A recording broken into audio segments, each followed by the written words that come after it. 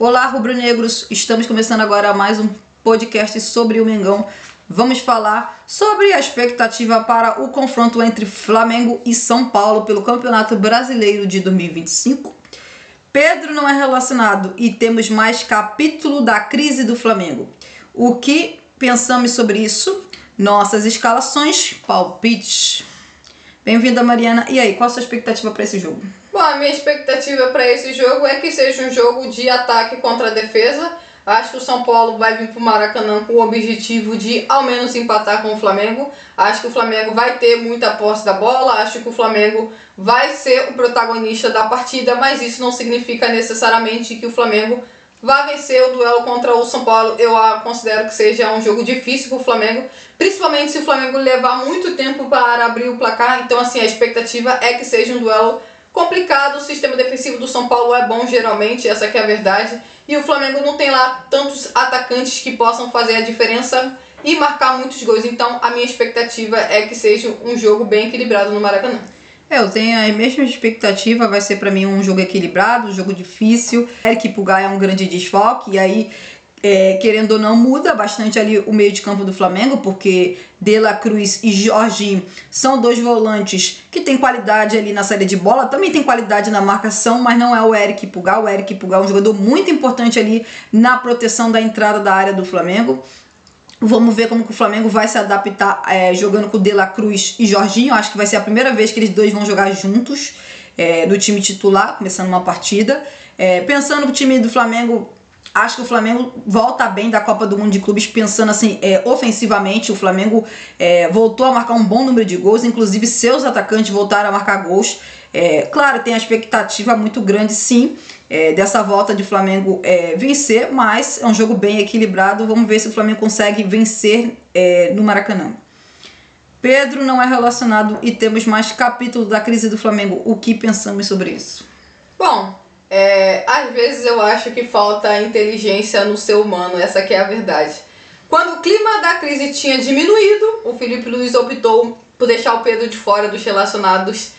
Sim, o Felipe Luiz pode sim estar insatisfeito com o treinamento do Pedro, mas eu acho que a tomada de decisão do Felipe Luiz não é num bom momento, não é no momento em que o Flamengo deveria fazer isso, principalmente se a gente for parar para pensar que o Flamengo, vem de uma crise, essa que é a verdade, e quando tinha diminuído o clima, bom, temos novamente essa conversa sobre Pedro, Felipe Luiz, e bom, acho que tudo isso poderia ter sido resolvido se o quê? Se eles tivessem sentado para conversar. A realidade é que tudo isso não estaria acontecendo, mas não, parece que o Felipe Luiz não se importa com a opinião pública, essa que é a verdade, mas sempre bom lembrar que a opinião pública muitas das vezes acaba fazendo com que a torcida do Flamengo mude algumas opiniões de certas ocasiões, e a gente viu isso no caso do atacante que o clube queria contratar. Então, sinceramente, eu acho que por parte do Felipe Luiz não foi uma ideia, principalmente se a gente pensar que se o Flamengo não conseguir um bom resultado contra o São Paulo, essa crise tem tudo para aumentar ainda mais. Só que não é só o lado do Felipe Luiz, eu também tenho para falar do lado do Pedro.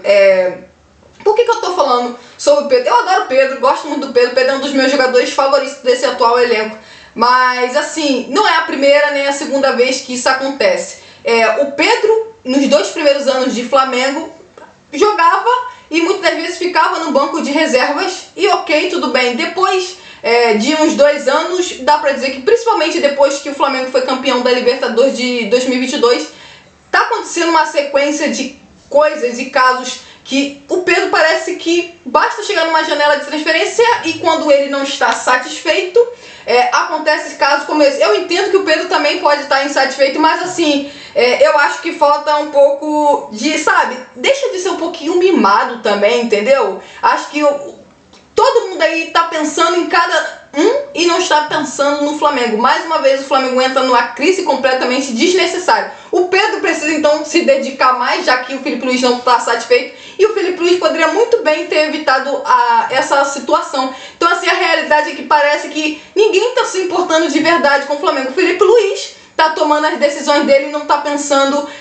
no que pode resultar, que assim pode resultar numa crise. Todo mundo sabe a importância que o Pedro tem no Flamengo, e o Pedro mais uma vez no meio de uma situação como essa. Sinceramente, nessa história, eu não consigo ficar nem de um lado nem do outro. A realidade é que os únicos prejudicados são o Flamengo e a torcida do Flamengo. Sinceramente, quando tudo parecia que ia se acalmar, novamente temos um caso como esse. Sinceramente, bastava sentar e conversar, entendeu? Bastava sentar e conversar.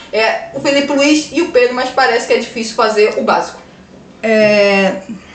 Depois de toda aquela história, de verdade, não era momento do Felipe Luiz deixar o Pedro fora dos relacionados por questões de treinamento. Eu entendo a opinião do Felipe Luiz, ele tem a opinião dele, eu respeito a opinião dele, mas assim, esse era momento para fazer isso? Depois de toda aquela história de alguns dias atrás, esse era exatamente o momento para deixar o Pedro fora dos relacionados? Pelo que eu vi, o Felipe Luiz e o Pedro conversaram. O Felipe Luiz e o Pedro conversaram. E o Felipe Luiz, eu acho que afirmou ao Pedro que conta com ele sim e tal. Mas vamos lá. Aí depois de toda a história, você deixa ele fora dos relacionados? Desculpa, realmente fica difícil de entender essas escolhas. Nossas escalações. Bom, a minha escalação é Rossi no gol. Na lateral direita, Wesley. Na lateral esquerda, Alexandro. Como dupla de zagueiros, Léo Ortiz e Léo Pereira. De dupla de volantes, Jorginho e De La Cruz. Na ponta direita, eu vou com Luiz Araújo, camisa 10 de Arrascaeta. De ponta esquerda, Everton Cebolinha. E de centroavante, Gonzalo Plata. Deixando bem claro que o Pedro estaria na minha escalação para o duelo contra o São Paulo. Mas como estamos fazendo o podcast, pode saber dessa informação, então o Pedro obviamente não está na minha escalação. O Everton Cebolinha, por exemplo, na ponta esquerda, porque pelo estilo de jogo do São Paulo, eu acho que o Flamengo vai necessitar de jogadores que têm como uma das suas principais qualidades a finalização de fora da área. Então é entre Michael e Everton Cebolinha. Nesse caso eu fico com o Everton Cebolinha. No meio de campo não tem muito o que fazer, já que o Flamengo não tem muitas opções, essa aqui é a verdade, então é meio óbvio. No sistema defensivo também. E como o Pedro não foi relacionado, não vai para o duelo contra o São Paulo, Gonzalo Plata. Minha escalação para esse jogo é Rossi no gol. Na lateral direita, o Wesley. A dupla de zaga, Léo Ortiz e Léo Pereira. Na lateral esquerda, Alexandro. A dupla de volantes é De La Cruz e Jorginho. Mais à frente ali de ponta direita, Luiz Araújo. De camisa 10, De Arrascaeta. De ponta esquerda, Gonzalo Plata. E de centroavante, Pedro. Essa é a minha escalação. Como é a minha escalação, eu coloco exatamente o time que eu gostaria de ver em campo. Se o Felipe Luiz não vai relacionar o Pedro para o jogo, isso aí é com o Felipe Luiz. Essa é a minha escalação basicamente. Palpite? Bom, meu palpite está entre 0-0 e 1-0, mas eu estava otimista, então eu iria no 1-0. Mas depois dessa situação de mais uma vez o Flamengo entrando numa crise, 0-0. Meu palpite é 2-1 São Paulo.